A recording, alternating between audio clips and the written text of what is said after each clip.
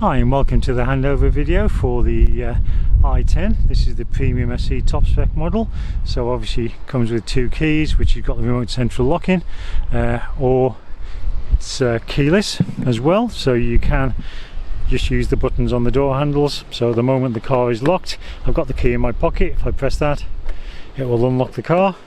If I want to lock the car again, press the button again. So there we go. That's how easy it is to get in and lock the car. So seat controls, you've got the bar underneath the seat to move it backwards and forwards, so just pull that one up. This one here, the handle on the side, you can pump the seat up or pump it down, and this one here adjusts the backrest for you. So we'll just climb aboard.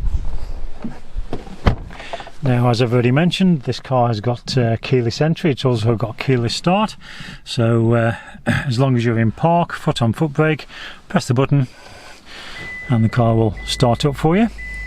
So obviously you've got your speedo, engine temperature gauge, got your fuel gauge and your rev counter, and at the very bottom here is your information screen.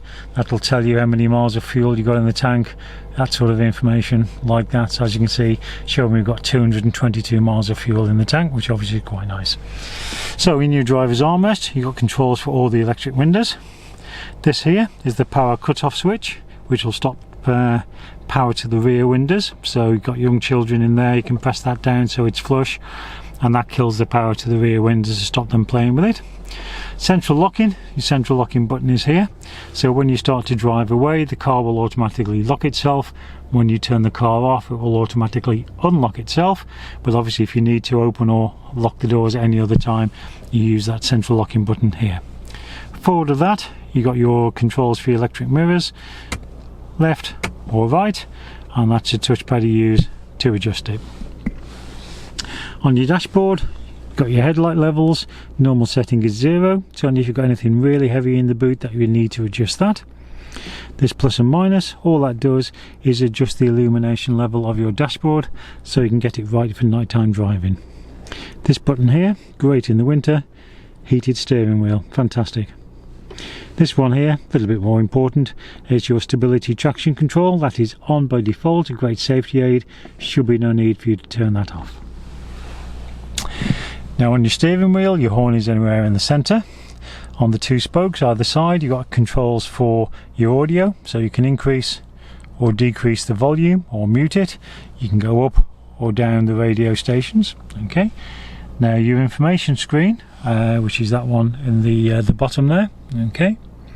That is controlled by these buttons here. So every time you press the trip button, it changes to a different screen. So if I carry on pressing the trip button, as you can see, it goes through the various screens. If you want to reset any of those, all you do is get on the various screen and then press and hold the reset button, and then it zeroes all that for you. Alright, but I'll leave that on the miles of fuel in the tank. And obviously the P stands for park, and as if I can just change that into D for drive, as you can see, and then if I change it for R in reverse, so you always know what gear you're in. Okay. On the opposite side to the trip computer buttons, you've got your Bluetooth for your phone, so you can link your phone to the car and you can take and make calls all legally and hands-free. If you need to adjust the steering wheel, little lever on the left hand side here, just pull that down, adjust it, and then tighten it back up obviously before you drive away. Left hand stalk is for your indicators and your lights. So your lights are on this twisted bit on the end, so you've got side lights, headlights, full beam, push away. To cancel full beam, pull it back towards you, and then this inner one here is for your front, and twist it down for your rear fog lights. And as you can see, you've got the indicators on the dashboard to let you know your lights, your side lights, your front fog lights, rear fog lights are on. So to turn the rear fog light off, twist it down, turn the front fog light off, twist it up, and then you can go back to your side lights and then turn the headlights off. On the opposite stalk, obviously you've got your wipers. You've got an intermittent setting, which is obviously every 6 seconds, low and high. In the off position, if you just flick it down, it'll do a single sweep, and your twisty bit on the end there for your rear wipers. Okay, to wash the front windscreen, pull the stalk back towards the steering wheel. To wash the rear, just twist that up as far as it'll go. Now the gear selector, little button right at the very front there that you push and hold in. So as long as you've got your foot on the foot brake, you can then obviously, when you push that button in, move it into the desired position, whether it's reverse, drive. Okay, but obviously for now I'll leave her in park. A couple of cup holders just below the gear selector level there. In that little cubby hole there, you've got some storage space, you've got a power socket, you've got a USB and an auxiliary input. Now with this car, you've got climate control, which obviously is a very nice feature, so you can just set the temperature to what you want, and the car will, as you can see, it says automatic. When you press the auto button, the car then will look after it for you. It'll get the car to that temperature and maintain it all automatically for you. Okay, nothing you need to do. You can of course override it, and you can actually increase by rotating that knob, or decrease the fan speed by pressing the mode button. You can actually decide where you want the air to be directed to. That button there, if I press that in, you can obviously turn the air conditioning off or on. Okay, and obviously to adjust the temperature, just rotate that, cooler or warmer, or I say press automatic and the car will look after everything for you. This is your front demist, so if I press that, as you can hear, everything goes up to the front screen. Once the screen is clear, press that button again and it will automatically revert back to your previous setting.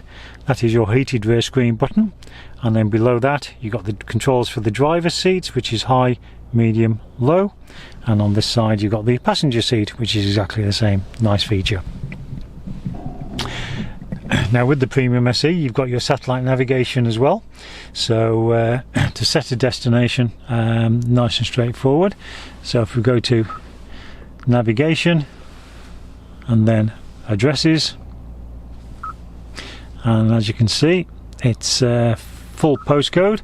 So if I put our dealership postcode in, so SY1, that's your space there for AB, and obviously I'm not going to put the house number in, but obviously if you knew it you could. Just press OK and then set as destination. There we go, calculating the route, start guidance, starting route guidance, and as you can hear, it'll talk and show you the route. Now if I just press that speaker icon there, you can actually adjust guidance will be at this volume, the volume of the navigation, and then if you just click outside that box, it'll actually disappear and that for you. Okay, so if you want to stop the navigation, there we go, just press stop route and it stops obviously the navigation. Little house in the top left hand corner, if I press that, it takes you back to what we call the home screen. So the home screen shows you map and also radio. If I press that button in, it turns your radio on.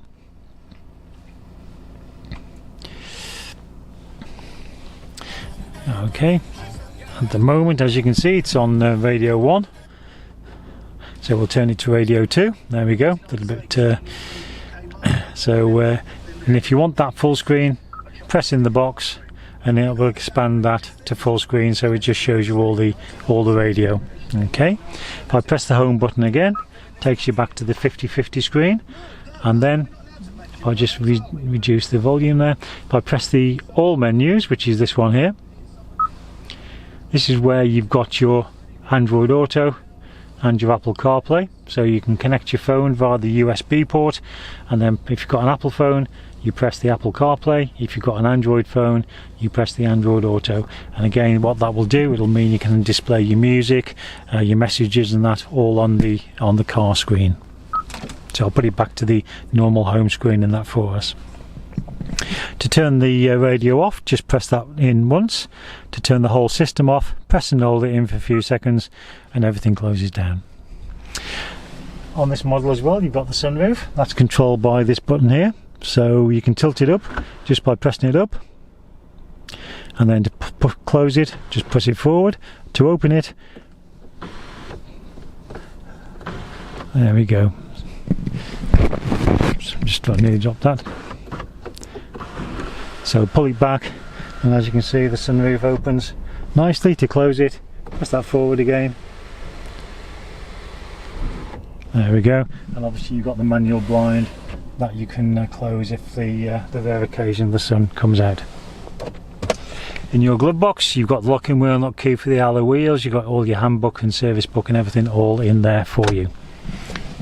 Okay, now I'm just going to turn the engine off. Now the fuel filler release, little lever at the base of the floor there, the base of the seat, so you just pull that up and that will unlock the fuel filler. Your bonnet release, again just there by the side of the accelerator. So your fuel filler cap is located to the passenger rear quarter, and I say I've just pulled that lever so it's all nice and open. As you can see, the fuel cap is tethered so it's not going to roll away or anything like that. So there we have it, your video for your i10 Premium SE. Hope you found that useful and really hope you enjoy the car.